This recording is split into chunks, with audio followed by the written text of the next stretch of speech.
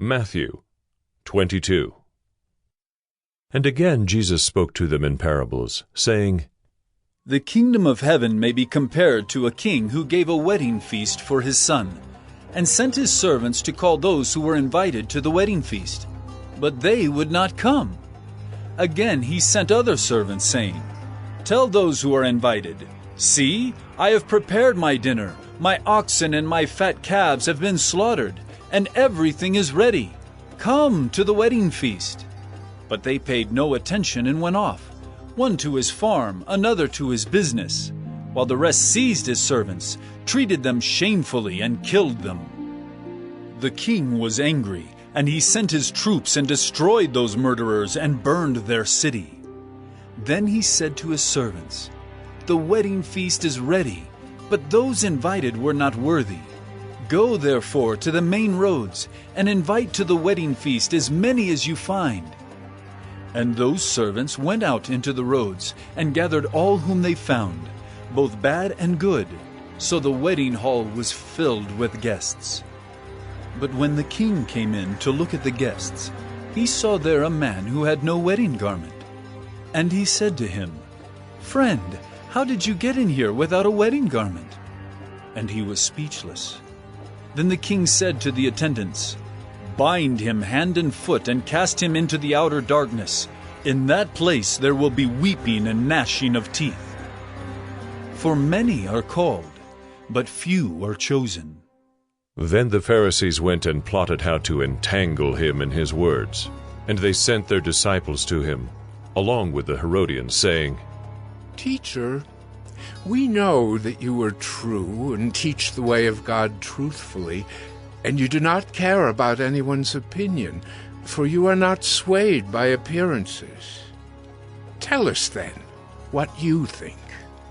Is it lawful to pay taxes to Caesar or not? But Jesus, aware of their malice, said, Why put me to the test, you hypocrites? Show me the coin for the tax.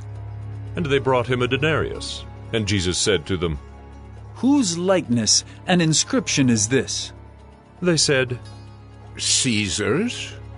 Then he said to them, Therefore, render to Caesar the things that are Caesar's, and to God the things that are God's. When they heard it, they marveled, and they left him and went away.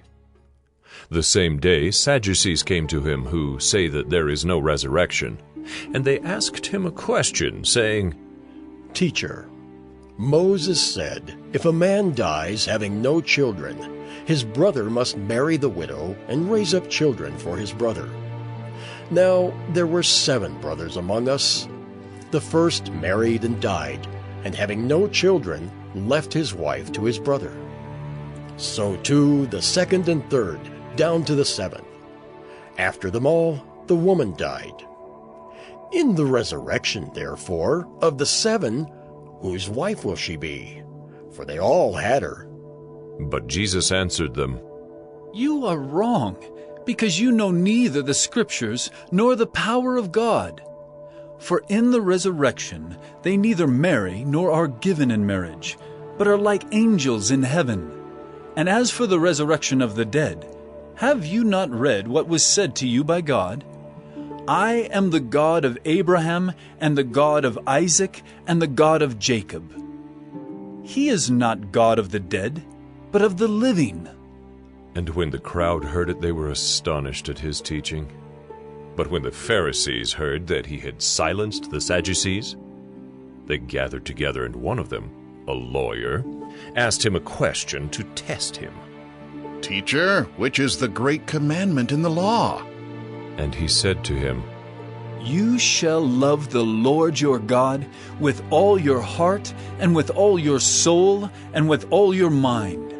This is the great and first commandment, and a second is like it. You shall love your neighbor as yourself. On these 2 commandments depend all the law and the prophets. Now, while the Pharisees were gathered together, Jesus asked them a question, saying, What do you think about the Christ? Whose son is he? They said to him, The son of David. He said to them, How is it then that David, in the Spirit, calls him Lord, saying, The Lord said to my Lord, Sit at my right hand, until I put your enemies under your feet? If then David calls him Lord, how is he his son? And no one was able to answer him a word, nor from that day did anyone dare to ask him any more questions.